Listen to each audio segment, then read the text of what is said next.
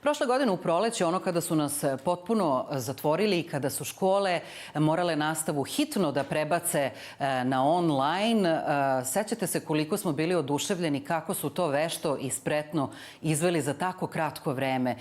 Sigurno im nije bilo lako. Znamo da nije bilo lako ni profesorima, nastavnicima, a ni deci. A čini mi se da je baš prva osoba koja se pojavila ili jedna od prvih bila moja današnja gošća.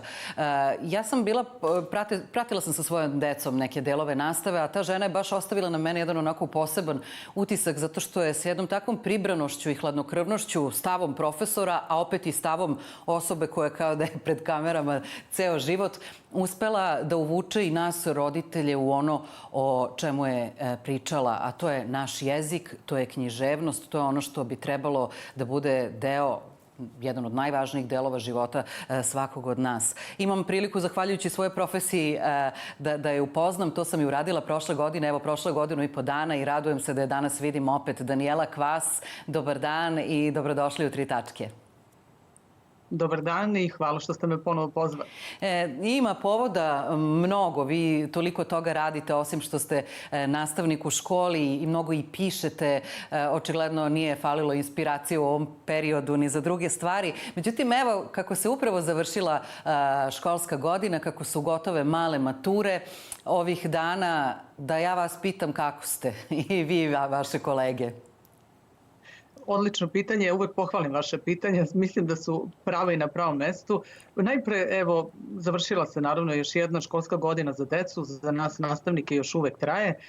To je ona, da odmah demantujem onu priču da imamo raspust od 3 meseca, dakle mi imamo i tekako mnogo obaveza do polovine jula i već od polovine avgusta iznova krećemo u nove radne obaveze, zapravo da im se posvetimo. I htjela sam samo reći, umorni smo svakako i mi smo sa đacima prolazili kroz sve ove, da tako kažem, poteškoće i ovu tremu smo delili sa njima koji su imali pred sam prijemni ispit. I zaista taj umor se nekako, čini mi se, ne može sakriti, ali opet, s obzirom na to da mi uglavnom volimo ovaj posao, nekako, kao i vi, kad radite nešto što volite, bez obzira na sve to, nekako ne pridajemo tome mnogo značaja i pažnje. A kako je deci iz vašeg ugla?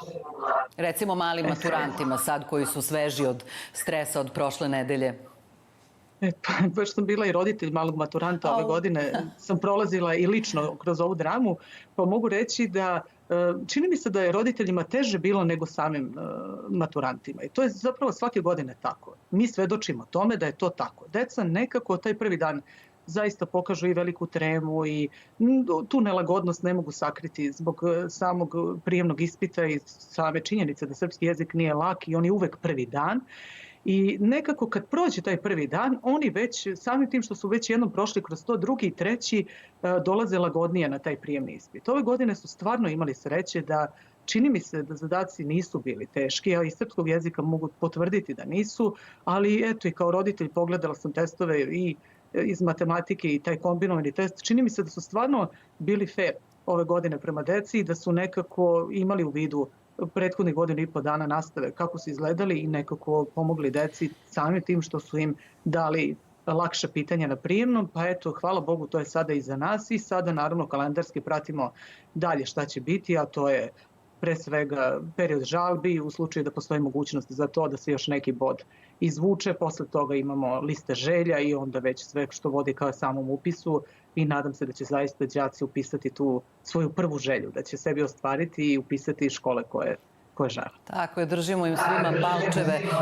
Mi smo u ovih proteklih godinu i po dana, roditelji svi to znaju, prošli razne kombinacije sa svojom decom. Prvo su deca bila potpuno zatvorena i sve je bilo skroz online, pa je bilo kombinovano, pa se ide u školu, pa se malo ne ide. I uglavnom mislim da to nikome nije baš naročito prijalo, ali jednostavno tako je moralo biti. Da li mislite da se to odrazilo na količinu znanja koju su deca morala da prime u ovih zadnjih godinu i po dana? Sigurno jeste, ali sigurno jeste. I ovo je bio idealan period, ta dinamika da deca jedan dan idu, jedan dan ne idu. Svedočila sam tome da oni taj jedan dan kad ne idu, to je kao da su na raspustu. Dakle, deca taj dan, ukoliko nemaju mnogo obaveza od strane nastavnika, ukoliko nisu zatrpani nekim domaćim zadacima i svim onim što nekim zahtjevima koje nastavnici pred njih postavljaju, oni su to doživljavali kao, eto, ja ne idem u školu danas, uživaću ceo dan i sutradan ponovo odlaze u školu, suočavaju se sa tim da imaju obaveza, a onda posle izvesnog vremena dolaze te provere, pismene i usmene, otprilike u isto vreme. I onda su oni stvarno bili pod tom presijom da uče, da se pokaže to neko znanje, a zapravo da li je to znanje trajno ili ne, vidjet ćemo. Maturanti su prinuđeni bili da obnavljaju svo to gradivo i bili su prinuđeni naravno da se spremaju za prijemni ispit, pa oni jesu poneli znanje. Eto, kao nastavnik srpskog jezika stvarno mogu da potvrdim da su barem đaci u našoj školi, jer sam držala tu pripremnu nastavu, pokazali veliko znanje srpskog jezika i mislim da im je ovaj test stvarno bio lak. Mislim da će i pokazati to rezultati, vidjet ćemo zapravo kada stignu, mislim, bar ti preliminarni, a kasnije i ti konačni. Super, držimo im svima palčeve. Ja sam htela nešto da vas pitam, a vezano je opet za ono što predajete, ali nekako čini mi se da prilazite deci i na neke druge načine, kao što ste i nama roditeljima prišli pa potpuno nesvesno, pa smo mi slušali vaša predavanja. Vi jeziku, poeziji i mnogim drugim stvarima vezanim za srpski jezik učite i na drugi način decu. Vi pišete i za decu i za odrasle i pišete već dugo. Koliko vidim, imate opet sad nešto novo što ste uradili u ovom prethodnom periodu, pa bih voljela da nam danas malo pričate o tome. Šta je to? To je već divno. Hvala vam na tome što mogu da predstavim zapravo tu svoju novu knjigu. To je druga zbirka poezije za decu. I sada, kada kažemo zbirka poezije za decu, najpre što možete se zapitati, ako živite u Srbiji, za Boga, ko pre svega još uvijek čita poeziju, a onda ko kupuje te zbirke pesama, pa zar ima neko ko još piše poeziju posle tako naših čuvenih pisaca i koji više nažalost nema i ovih koji danas su prešli na prozu odavno. Pa eto, Danijela Kvas se obraća svojom poezijom recitatorima u Srbiji i sad znam da su mnoge naše javne ličnosti upravo prošle kroz ove smotre recitatora. Mi znamo da su te smotre na neki način uticale na njihovo kasnije životno opredeljenje čime će se baviti. Na neki način. Trasirale su taj put ili ka Fakultetu dramskih umetnosti ili upravo ka ovim čime se i vi bavite danas. Dakle, to je nekada bilo jako popularno i ono što je divno i u današnje vreme je to popularno. Ove godine je 20.000, znači 20.000 dece uzelo učešće na smotrama recitatora širom Srbije. Sa takvim uživanjem govore stihove najvećih naših pesnika. Eto, a mogla bih se pohvaliti time da su i neke pesme iz prethodne zbirke godinama pobeđivale na smotrama, pa sam zapravo došla na ideju da tu prvu zbirku pesama objavim, a onda potom i da im ponudim novu zbirku kako bi imali veći izbor i veću mogućnost prilikom odabira dobre pesme za takmičenje u recitovanju. I tako sam zapravo došla na ideju da i svoju drugu zbirku pesama u ovom, da tako kažem, nevremenu koji je iza nas, na neki način uradim nešto lepo. Eto, baš za đake i za decu. Ali vi se zapravo time bavite već 10 godina, je li tako? Tako je. Zapravo prvo sam te smotre pratila kao roditelj starijeg svog deteta koji učestvovao na tim smotrama i onda uvek je bila zamerka tog žirija kako nema novih pesama. Zašto mnoga deca biraju istu pesmu? Dosadilo je više. Da li postoji neko ko je napisao nešto novo? I sad ja nisam naravno neko ko može da piše po narudžbini, niti taj svoj dar koji imam literarni na taj način da koristim. Ali tako u toj mogućnosti da iskažem neke svoje emocije i nešto što, neke svoje, da tako kažem, doživljaje, došla sam na ideju da pišem, a onda kada su te pesme pobeđivale na smotrama, tek sam onda objavila tu svoju prvu zbirku pesama, da bi zapravo te pesme na neki način bile legitimne, da bi neko mogao da se takmiči sa njim, one su morale ipak biti objavljene. Nisam smela ostaviti to tek tako kao neki autor u pozadini. I onda sam naravno se obratila Ljubivoju Ršumoviću kao najvećem našem pesniku da ga pitam šta on misli o toj mojoj poeziji. Čika Ljuba je onako inače strog i veliki kritičar. Onako bio je vrlo rezervisan u tom pri nekom prvom susretu i rekao je ostavite vašu zbirku pesama pa ću vidjeti da li bih ja uopšte govorio o tome. I onda naravno dopala mu se, pa eto iz tog razloga on je promovisao tu prvu zbirku pesama i ja sam mu zahvalna na tome. A potom drugu zbirku pesama koju sam nedavno objavila Ilustrovala je Jefimija Kocić, akademska slikarka, a o knjizi je na prvoj promociji govorio Tode Nikoletić, koji inače i recenzent ove knjige, također poznat u svetu književnosti, naročito dečije. Da, kako se zove ovo novo izdanje i gde možemo da ga nađemo? Sad, ta nova knjiga, evo je u mojim rukama, njen naziv je Recitanka, i u samom naslovu piše: ako je neko najbolji recitator od vas, samo za vas, Recitanka Danijele Kvas. Ta knjiga će se naći svakako u najskorije vreme, možda već i od sledeće nedelje u svim knjižarama, da li u Delfi ili u Laguni, to će se još videti. Ja se nadam da ću dobiti tu povratnu informaciju gde se ona sve distribuira širom Srbije. Nju je objavila biblioteka Dimitrije Tucović u Lazarevacu i ja sam im vrlo onako zahvalna zato što oni imaju razumevanje prema tome da poezija treba da se objavljuje i da postoji. I eto, baš im hvala i ovom prilikom se zahvaljujem i vama što ste mi dali mogućnost da vam saopštim ovako nešto važno i lepo. I ako mi dozvolite, ako imamo vremena, ja bih vam pročitala jednu pesmu. Naravno. Sad, upravo ono o čemu sam malo pre govorila, inače postoji neki YouTube kanal na kom ja zapravo govorim tu svoju poeziju da bih pomogla recitatorima u Srbiji, da bi oni mogli da vide zapravo šta je pisac hteo da kaže. I te pesme su uglavnom u nekim dijalozima, ali ova pesma se zove Nova pesma i upravo govori onome što sam malo pregovorila vama, a to je da, eto, u potrazi za novom pesmom, kako inače izgleda jedno takmičenje u recitovanju. Nova pesma. Baš me zanima ko će biti prvi, dok žiri spava i drema.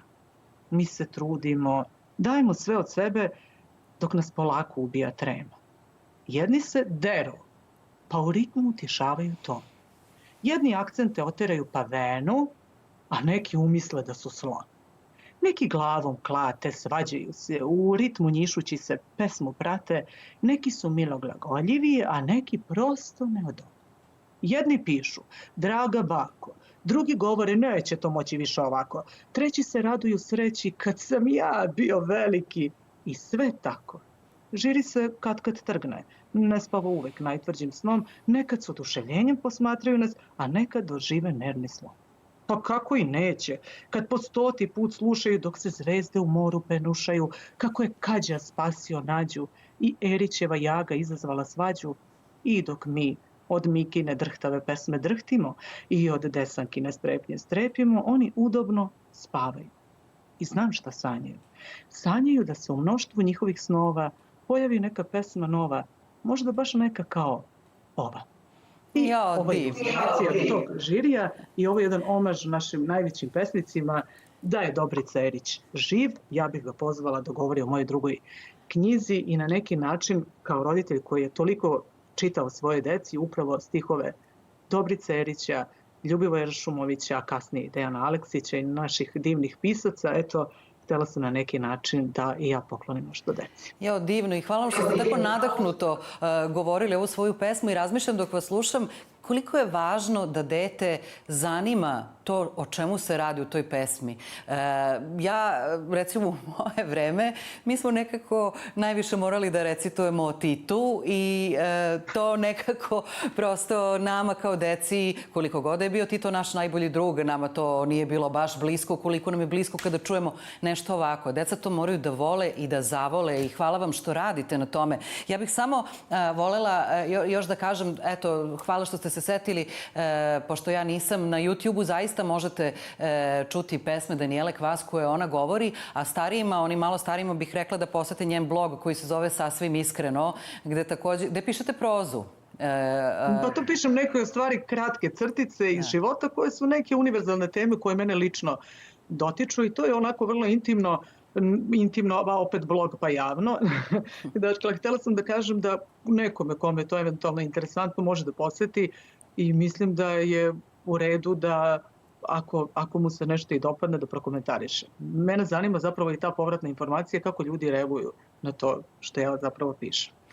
Da, jako je važno da naša deca vole naš jezik, jako je važno da zavole knjigu, da zavole poeziju i ovo jeste jedan od načina. Treba oživeti te stvari koje čini mi se da s godinama nekako su malo uminule, da se nismo bavili dovoljno, ali eto uvek ima neka sjajna zvezda da nas vrati na pravi put. Hvala vam, Danijela, puno na priči danas i čitaćemo vaše pesme i skrenut ćemo deci pažnju. Hvala vam što radite na tome.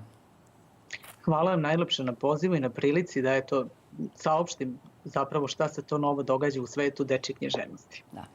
Vidimo se ponovo, nadam se konačno uživo. Danijela Kvas, profesorka srpskog jezika i pisac, bila je danas gošća Tri tačke.